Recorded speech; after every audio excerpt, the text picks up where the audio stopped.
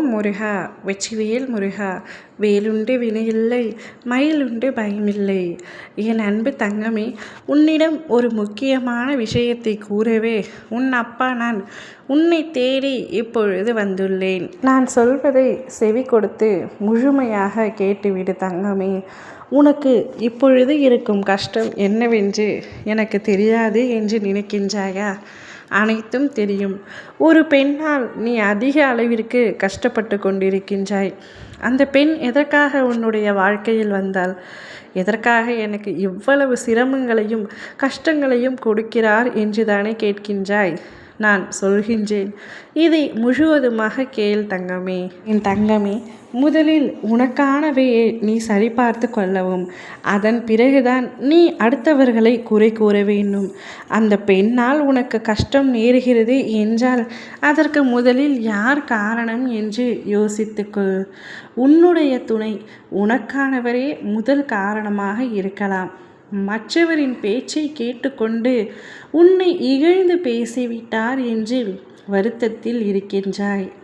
இதற்கு காரணம் யார்? யார் என்ன சொல்லிக் கொடுத்தால் என்ன? உன் துணையின் மனதில் என்ன இருக்கின்றது?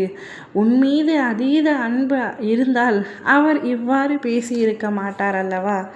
அதனால் முதலில் நீ வெறுக்கப்படுவது உன்னுடைய துணையாக இருக்க வேண்டும். யார் உண்மை யார் பொய் என்று ஆராய்ந்து கொள்வதில் அதிகவனமாக இருக்க வேண்டும். உன்னை சுற்றி பல போலி உறவுகள் இருக்கின்றது. அதை முதலில் உன்னிடம் இருந்து அப்புறப்படுத்துவதே என்னுடைய வேலை. ஆனால் அவர்கள் போலியானவர்கள் என்று உனக்கு தெரியவில்லை. அவர்களை உன்னை விட்டு நான் பிரிய செய்யும்படி செய்தால் நீ என்னிடமே வந்து அவர்களை என்னிடத்தில் கொடுத்து விடுங்கள், எதற்காக என்னை பிரித்தீர்கள் என்று அழுது புலம்புகின்றாய்.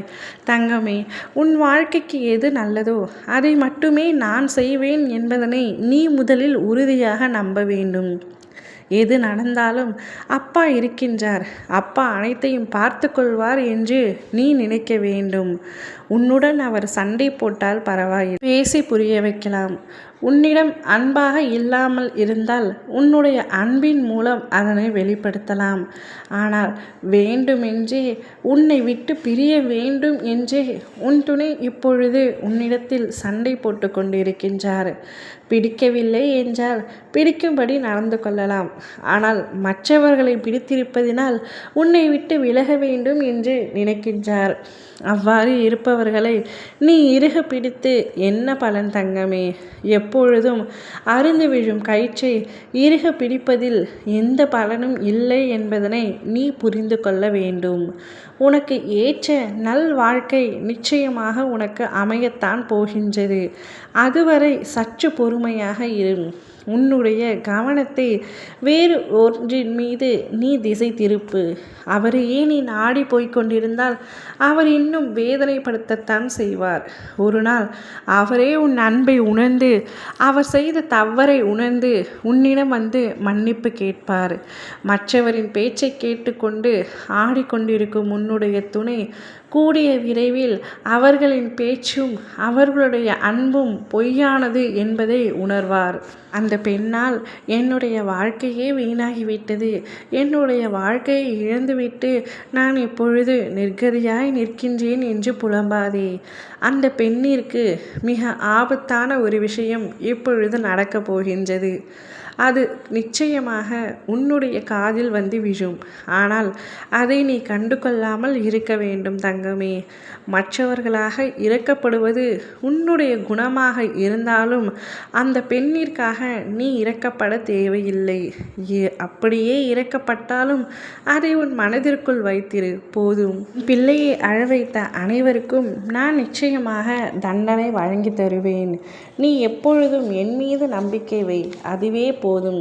ஊரே உனக்கு பகையானாலும் உலகே உன்னை வெறுத்தாலும் வினை வந்து சூழ்ந்தாலும் விஷம் உன்னை தந்தாலும் நீயே துரோகம் ஆனாலும் நடு முதுகில் குத்தினாலும் புகழ் இல்லை என்றாலும் இகழ் 100 வந்தாலும் புரியாமல் போனாலும் புரிந்து கொண்டு நகைத்தாலும் எதை நீ பெற்றாலும் எதை நீ இழந்தாலும் நல்ல காலம் வரும் என்று நம்பிக்கையோடு இரு. எத்தனை துன்பங்களை தான் நான் தாங்குவேன் என்று கேட்காதே. அனைத்தும் சரிதான். ஆனால் நீ கேட்டுக்கொண்டிருக்கும் பலன் பெரியது அல்லவா? அத்தனை சௌகரியத்தையும் உனக்கு அள்ளித்தர உனக்கு பல சோதனைகள் வரும் அல்லவா? அதைத்தான் எப்பொழுது நீ அனுபவித்து கொண்டிருக்கின்றாய். வலி எவ்வளவோ அதற்கான கூலியும் மிகுந்ததாக இருக்கும். கவலை கொள்ளாதே. வெற்றி நிச்சயமாக உன்னை வந்து சேரும். பிறரை விட உன்னுடைய வாழ்வில் வெற்றி தாமதமாகிறது என்றால் நீ தகுதி இல்லாதவர் என்று அர்த்தமல்ல. உன் தகுதிக்காக அளவுகோல் பிறரை விட பெரியது என்று தான் அர்த்தம். தொடர்ந்து போராடி கொண்டே இரு தங்கமே. உனக்கான நல் வாழ்வை உன் அப்பா நான் உண்டு செய்கின்றேன். உனக்கு எது நல்லதோ அதை மட்டுமே நான் செய்வேன் என்பதனை தீர்க்கமாக நம்பு. உனக்காக நான் இருக்கின்றேன். உனக்கான எல்லாம் உன்னிடத்தில் வந்து சேரும் நேரம் வந்துவிட்டது. அனைத்தும் நல்லதாகவே நடக்கும். ஓம் முருகா. வெற்றிவேல் முருகா.